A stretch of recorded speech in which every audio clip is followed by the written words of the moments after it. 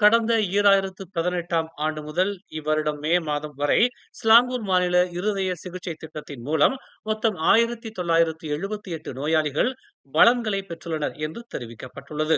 இந்த திட்டம் மக்கள், குறிப்பாக B40, M40 தரப்பினருக்கு அதிக செலவுகள் இல்லாமல் இருதய சிகிச்சையை பெற உதவுகிறது என்று பொது சுகாதாரம் மற்றும் சுற்றுச்சூழல் ஆட்சிக்குழு உறுப்பினர் ஜமாலியா ஜமாலுடீன் கூறினார்.